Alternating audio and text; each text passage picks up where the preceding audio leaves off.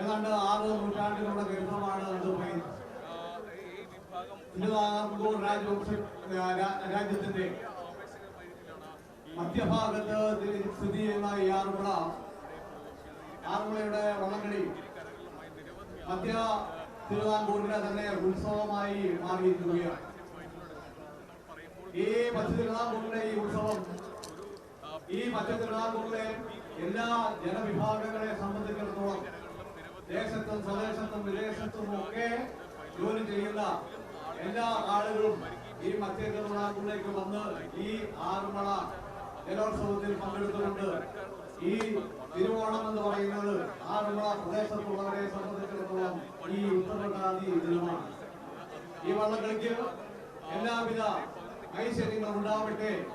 ആറന്മുള പാർത്ഥസാരഥിയുടെ ഭഗവാൻ കൃഷ്ണന്റെ എല്ലാവിധ അനുഗ്രഹത്തോടുകൂടി അതോടൊപ്പം തന്നെ ശ്രീനാരായണ ഗുരുദേവന്റെ അനുഗ്രഹം കൂടി ഈ ജലമേളയ്ക്ക് ഉണ്ടാവട്ടെ എന്ന് ആത്മാർത്ഥമായി ആശംസിച്ചുകൊണ്ട് ഞാൻ എന്റെ മക്കൾ ഉപസംഹരിക്കുന്നു.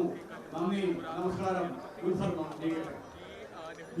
പള്ളിയോടങ്ങളുടെ 5ാമത്തെ കേസ് മത്സരമാണ് ഇനി നടക്കാറുള്ളത്.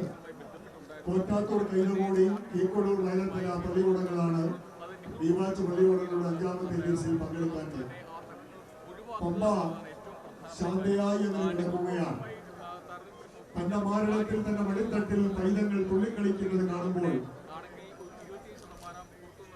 ആ അമ്മ ഏറെ സന്തോഷചിത്തത്തോടെ ഈ ചടങ്ങുകൾക്കെല്ലാം കൂടുതൽ അനുഗ്രഹമേകുന്നു. ദീപാച്ച് പള്ളിയോടങ്ങളുടെ 5ാം പാദ മത്സരം പരപ്പുഴക്കടവിൽ നിന്നും ആരംഭിച്ചു കഴിഞ്ഞിരിക്കുകയാണ്.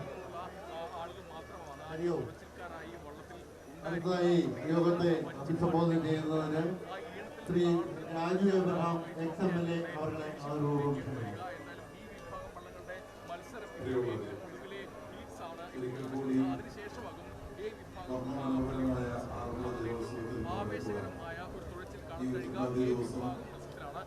നമ്മളെല്ലാവരും ഇവിടെ ഏറ്റവും സന്തോഷത്തോടു കൂടി ഒത്തുകൂടിയിരിക്കുകയാണ്.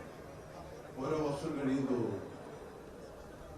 ഈ ജലോത്സവത്തിൽ പങ്കെടുക്കുവാൻ കൂടുതൽ ജനങ്ങൾ എത്തിച്ചേരുന്നു എന്നുള്ളതാണ് ഏറ്റവും പ്രധാനപ്പെട്ട പ്രത്യേകത. ഏറ്റവും മനോഹരമായി ഉത്രട്ടാതി ജലോത്സവം സംഘടിപ്പിക്കാൻ നേതൃത്വം നൽകുന്ന പള്ളിയോട സേവാ സംഘം, അതിന്റെ പ്രസിഡന്റ് ശ്രീ സാമദേവൻ അവർ ഉൾപ്പെടെയുള്ള എല്ലാവരെയും, പ്രത്യേകിച്ച് ഗവൺമെന്റിന്റെ എല്ലാ സഹായങ്ങളും ഈ ജലോത്സവത്തിന് ഉത്രട്ടാതി ജലോത്സവത്തിന് ലഭിക്കുന്നു എന്നുള്ളതും ഏറെ പ്രത്യേകതകളാണ്.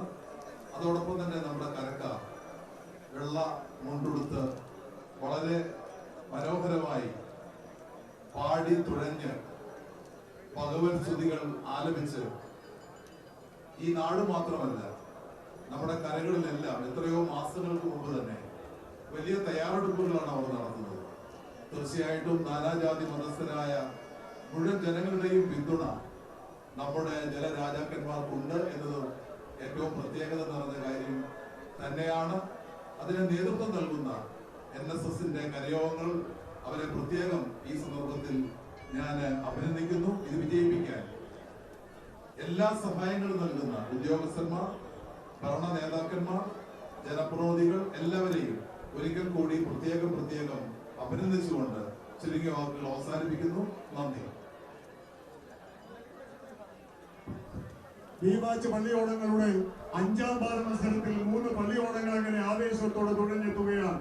കോറ്റാത്തൂർ കൈതകോടിയും കീക്കൊടൂർ വയലത്തലയും കടപ്പുറയും പള്ളിയോടങ്ങൾ ഇങ്ങനെ ഒഴുകിയെത്തുമ്പോൾ ഈ ഉത്രട്ടാതി ജലോത്സവത്തിന്റെ വിജയ ചരിത്രത്തിൽ ഒരുപാട് തവണ എഴുതി ചേർക്കപ്പെട്ട 3 പള്ളിയോടങ്ങളാണ് പമ്പയുടെ നെട്ടായത്തിലൂടെ ഇങ്ങനെ തുഴഞ്ഞെത്തുന്നത്. കോറ്റാത്തൂർ കൈതക്കോടി പള്ളിയോടം 81, 82, 83 വർഷങ്ങളിൽ തുടർച്ചയായി മന്നൻ ട്രോഫിയിൽ മുത്തമിട്ട പള്ളിയോടമാണ്. 2015 മന്നൻ ട്രോഫി കരസ്ഥമാക്കിയ പള്ളിയോടമാണ് കീക്കൊടൂർ വയലത്തല. അതുപോലെ തന്നെ 74, 75, 77, 78 വർഷങ്ങളിൽ ഉത്രട്ടാതി ജലോത്സവത്തിൽ മന്നൻ ട്രോഫി കരസ്ഥമാക്കിയ വള്ളമാണ് പള്ളിയോടമാണ് കടപ്പുറ പള്ളിയോടം. അങ്ങനെ കടപ്പുറ പള്ളിയോടവും കീക്കൊടൂർ വയലത്തലയും കോറ്റാത്തൂർ കൈതകോടിയും ഇതാ ദീപാച്ച് പള്ളിയോടങ്ങളുടെ ഈ 5ാം പാദ മത്സരത്തിൽ അങ്ങനെ പങ്കെടുക്കുകയാണ്. 3 പള്ളിയോടങ്ങൾ കോറ്റാത്തൂർ കൈതകോടി കീക്കൊടൂർ വയലത്തല ശ്രീ